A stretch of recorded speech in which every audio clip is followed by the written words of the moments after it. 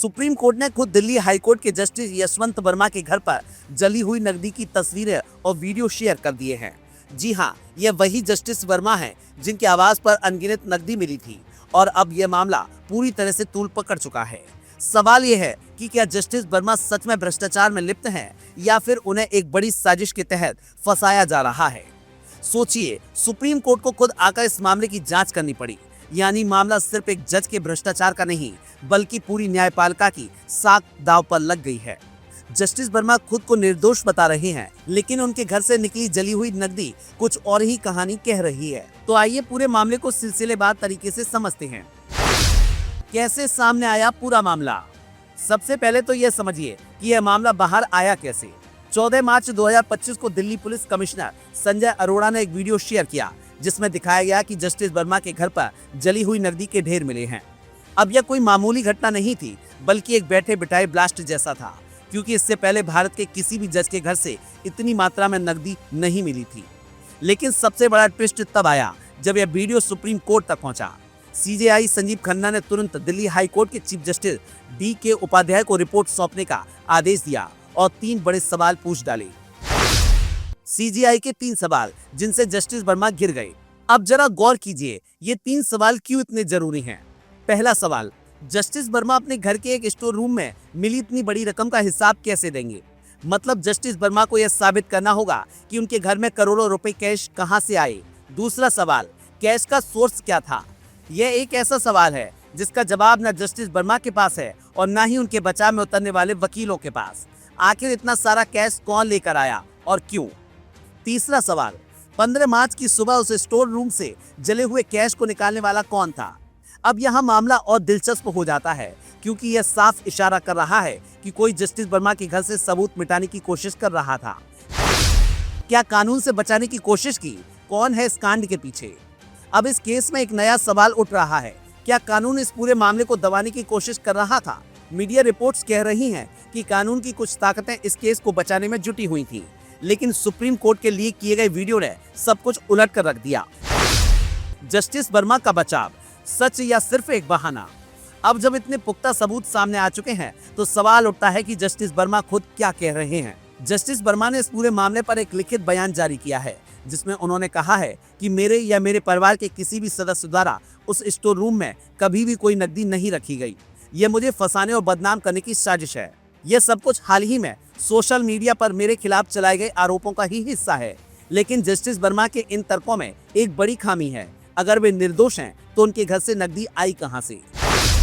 क्या अब जस्टिस वर्मा की गिरफ्तारी होगी? अब बड़ा सवाल यह है कि क्या जस्टिस वर्मा की गिरफ्तारी होगी? देखिए, अभी तक की रिपोर्ट्स के अनुसार नंबर 1, सुप्रीम कोर्ट ने इस मामले की गहन जांच के आदेश दिए हैं। नंबर 2, दिल्ली पुलिस कमिश्नर ने इस केस से जुड़े कॉल डिटेल्स, CCTV फुटेज और अन्य सबूत जुटाने के लिए स्पेशल टीम बना दी है। नंबर 3, अगर जस्टिस वर्मा सही साबित नहीं हुए, तो उन पर भ्रष्टाचार के गंभीर आरोप तय किए जा सकते हैं, जिससे उनकी गिरफ्तारी लगभग तय मानी जा रही है। क्या इस मामले से भारत की न्यायपालिका हिल जाएगी? यह मामला सिर्फ जस्टिस वर्मा का नहीं है, यह भारत की पूरी न्यायपालिका की साख का सवाल बन चुका है। सोचिए, अगर एक हाई कोर्ट का मौजूदा जज भ्रष्टाचार में फंस जाता है, तो जनता का कानून पर भरोसा कितना कमजोर होगा। अब सवाल यह नहीं है कि जस्टिस वर्मा दोषी हैं या निर्दोष। सवाल यह है कि क्या न्यायपालिका में पारदर्शिता बनी रहेगी या फिर यह मामला भी रफा दफा कर दिया जाएगा। आखिर फैसला क्या होगा? अब यह मामला सुप्रीम कोर्ट के हाथ में है। जल्द ही देश को पता चलेगा कि जस्टिस वर्मा सच में फंसे थे या फिर उन्हें किसी और ने फंसा दिया।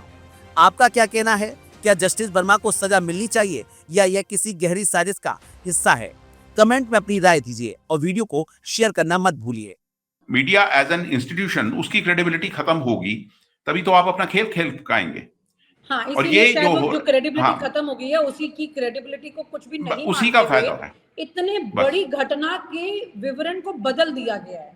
उस पूरी डेफिनेटली वो परिस्थिति को होगा ना, अपने हिसाब से ट्विस्ट कर दिया गया है। अब मानो नहीं मानो आपकी प्रॉब्लम, वो आपकी प्रॉब्लम है, क्योंकि मीडिया की क्रेडिबिलिटी खत्म की गई है। राइट। दोस्तों नमस्कार, मैं हूं विनीता यादव और आप देख रहे हैं न्यूज नशा आदत हर खबर की। बड़ी दिलचस्प सी बात है कि अचानक हाईकोर्ट के जज के घर में आग लगती है। अच्छा खासा कैश बरामद होता है, लेकिन ये बात सब मीडिया के पटल पे आ जाती है सामने, फिर उसके बाद में अचानक से पता चलता है कि कहानी कुछ और है। अब पता चल रहा है कि सुप्रीम कोर्ट ने कहा है कि ऐसा कुछ नहीं है, ये वरिष्ठ जज है, कॉलेजियम के सदस्य हैं, यानी कि और जजेस की नियुक्ति करने वाले लोगों में से हैं, ये वो जज हैं। और इन्हें इलाहाबाद हाईकोर्ट जो भेजा गया है वो निष्पक्षता के आधार पे भेजा गया है, और ये जांच से अलग मुद्दा था। इस वजह से नहीं भेजा गया कि उनके घर में आग लगी और कैश मिला है। ये क्या मामला है कि ये तो सब जानते हैं, सुप्रीम कोर्ट हो, हाई कोर्ट हो, बहुत जमाने से हमेशा एक अलग तरह की लॉबी होती है इसकी, अंदर ही अंदर तमाम तरह की जो चर्चाएं होती हैं इनके बीच में, वो कोई जान नहीं पाता है। तो क्या ये पूरी कहानी जो अब दिख रही है ये भी उसी का हिस्सा है या कुछ और है?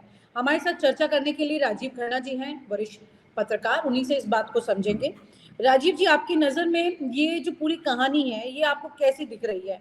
सुप्रीम कोर्ट अपनी साख बचा रहा है ऐसा कह के कुछ छुपा रहा है? अगर वो छुपा रहा है तो और बड़ा सवाल उठता है यहाँ पर, अगर वो इस तरह की बात को छुपाते हैं तो, क्योंकि जो लोकतंत्र का सबसे मजबूत स्तंभ, जो कि दूध को दूध पानी का पानी करने के लिए जिसकी जिम्मेदारी है, वही ऐसे किसी जज के पर कर्मों पर पर्दा डालने लगे तो अपने आप में बड़ा सवाल उठता है। देखिए विनीता, ये जो सवाल आप उठा रहे हैं इसके पीछे हमको ये जानना बहुत जरूरी है कि हम एक कैसे दौर में पहुंच चुके हैं जहां पर हर चीज बड़ी सररियल सी नजर आती है, कुछ हेजी पिक्चर्स होती हैं, कुछ क्लैरिटी नहीं आती है, और ये केस उसमें एक एडिशन है। देखिए, एक तरफ खबर आती है कि एक जज के घर में आग लगी, वहां पर कैश पाया गया। अच्छा, ये खबर तमाम चैनल्स पर चलती है, तमाम अखबारों में आती है। फिर उसके बाद बयान आता है फायर ऑफिसर का कि ऐसा कुछ नहीं है।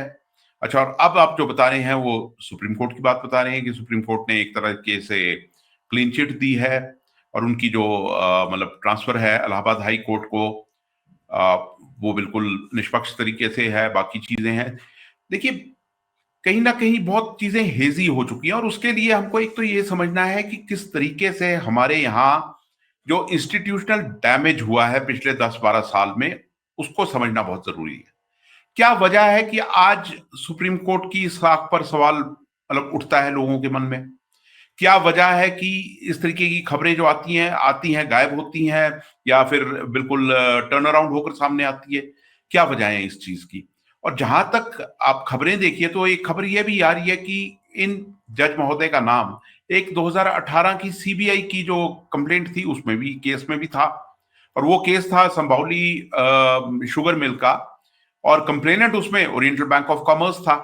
और जिस मिल के कहा यह जाता है, मतलब एलिगेशन ये है कि एक नॉन एग्जीक्यूटिव डायरेक्टर थे जज साहब। तो देखिए, और साथ में दूसरी तरफ हम ये भी देख रहे हैं कि बहुत से वकील जो है, आपने लॉबीज की बात की, ठीक है, लॉबीज की बात, कई लॉबीज होती हैं, कुछ प्रो होती हैं, कुछ अगेंस्ट होती हैं, कुछ वैसे ही होती हैं, कुछ के अपने इंटरेस्ट होते हैं, तो तमाम चीजें हैं। पर एक तरफ ये खबर भी आ रही है कि जो इलाहाबाद हाई कोर्ट का बार है, वहां से आवाजें उठ रही हैं कि जो इलाहाबाद हाई कोर्ट है वो एक डंपिंग ग्राउंड नहीं है। अब डंपिंग ग्राउंड को हम किस तरीके से समझे, ये भी एक सवाल उठता है कि उसको हम किस तरीके से समझ सकते हैं उन चीजों को। तो ये तमाम चीजें जो है हमको इस नजरिए से देखनी है, और इन सवालों के बीच में कहीं ना कहीं रास्ता देखना है। अब सुप्रीम कोर्ट जो कह रहा है, देखिए, जहां तक प्रोबिटी की बात है, जहां पर किसी चीज की हम बात करते हैं कि पब्लिक डोमेन में, देखिए, इंस्टीट्यूशंस की जो रेपुटेशन है उसको बचाना बहुत जरूरी है। तो क्यों ना ऐसा हो कि जो एलिगेशंस लग रहे हैं उस पे एक इन्वेस्टिगेशन हो, क्यों ना ऐसा हो, मतलब बजाय इसके कि सीधे ये कहना कि ऐसा नहीं हुआ है, क्योंकि आवाज जो उठ रही है और फिर ये खबर आई है, या तो ऐसा नहीं कि खबर क्यों आ गई ऐसे, और क्यों इन्हीं जज के ऊपर आई, किसी और के बारे में क्यों नहीं आई? और वैसे क्या ऐसे खबर आ जाती है कि किसी जज के अगेंस्ट कोई ऐसी खबर कोई छापने की भी इतनी जल्दी हिम्मत नहीं करता है, जब तक उनके पास, हम लोग सब जानते हैं जर्नलिज्म में, जब तक आपके पास वेरियस आपकी जो खबर है वो कंफर्म ना हो, या कम से कम एलिगेशंस ना हो। तो इन तमाम चीजों के बीच में सबसे बड़ा मुद्दा इस समय जो है वो जुडिशरी की साख बचाने का है, जिसपे ऑलरेडी बहुत से सवाल उठ रहे हैं। जैसा कि हम देखते हैं, इससे पहले चीफ जस्टिस के रोल पे, चंद्रचूड़ के रोल पर सवाल उठते रहे, बाकी कई जजेस पे सवाल उठे हैं। तो उसमें एक कड़ी अगर और जुड़ती है तो हमारी जो जुडिशरी है उसकी रेपुटेशन के लिए एक अच्छा संकेत नहीं रहेगा। जी।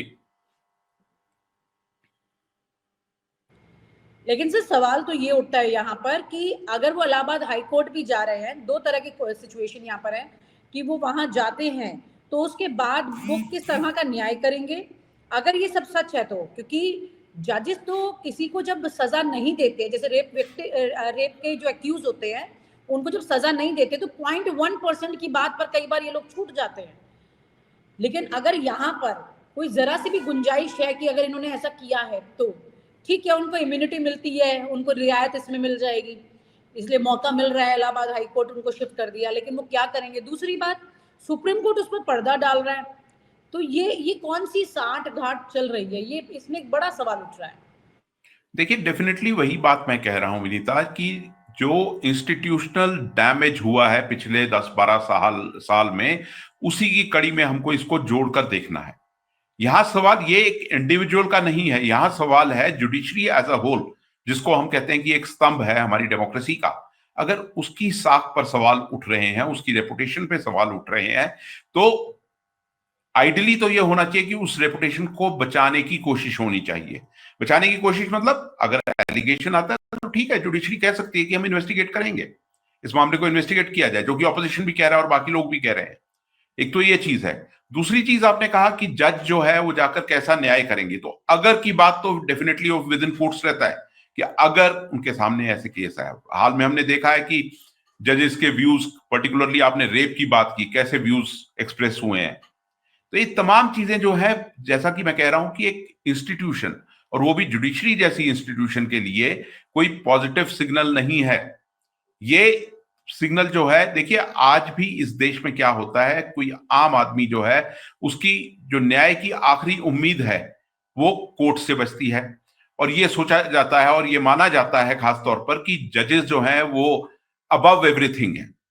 अब अगर जजेस पर ऐसे करप्शन चार्जेस लग रहे हैं, मैं ये नहीं कह रहा कि ये सही है, अगर गलत है तो फिर सवाल ये भी उठता है कि कौन लगा रहा है ये चार्जेस और क्यों लगाए गए, उसका क्या इंटरेस्ट था, कौन सी लॉबी को कैटर कर रहा था वो। तो ये तमाम चीजें हैं। देखिए, इन चीजों को हमको एक लार्जर कंटेक्स्ट में, in the interest of Indian democracy देखना बहुत जरूरी है, बजाय इसके कि एक इंडिविजुअल के। जजेस को लेकर बहुत सवाल उठ रहे हैं, और ये आपने देखा कि रेप के बारे में पीछे क्या विचार एक्सप्रेस किए एक जज ने। उसके अलावा बाकी चीजों पर फॉर्मर चीफ जस्टिस चंद्रचूड़ का हम रूल देख चुके हैं, उनके ऊपर कितने सवाल उठे। तो ये चीजें जुडिशरी जो, जिसको कि हम आखिरी उम्मीद गिनते हैं एक आम आदमी के लिए, अगर वहां पर ऐसी चीजें हैं तो क्यों ना उसकी इन्वेस्टिगेशन हो, सवाल ये है। और इन्वेस्टिगेशन भी इम्पार्शली, क्यों ना एक पैनल बने, कुछ जजेस का या कुछ सीनियर लॉयर्स का या कुछ जो भी मैकेनिज्म है, उसे क्यों ना वो पैनल बने, और क्यों ना उन चीजों की तहकीकात हो। खासतौर पर इन्वेस्टिगेट होने चाहिए फायर ऑफिसर्स, जिसके हवाले से पहले तो एक खबर दी गई और फिर जिन साहब ने उसको डिक्लाइन किया, क्यों ना उनसे इन्वेस्टिगेट किया जाए, उनसे कड़ी पूछताछ की जाए कि अगर खबर प्लांट भी हुई थी तो फिर किसके कहने पे प्लांट हुई थी और क्यों प्लांट हुई थी। ये तमाम सवाल है जिनके बीच से रास्ता निकालना बहुत जरूरी है। यहाँ पर सवाल ये भी उठ रहा है कि क्योंकि अगर परिस्थिति को उसी वक्त कंट्रोल किया गया, जो सबूत था ये दिखाने का कि कैश मिला, जो वो कैश की फोटो नहीं निकल के सामने आई, शायद इसीलिए ये चीज कवर अप हो गई। और डिपार्टमेंट में जो जूनियर लेवल के लोग थे वो तो बात को बाहर कर गए, लेकिन सीनियर लेवल ने उसे दबा दिया।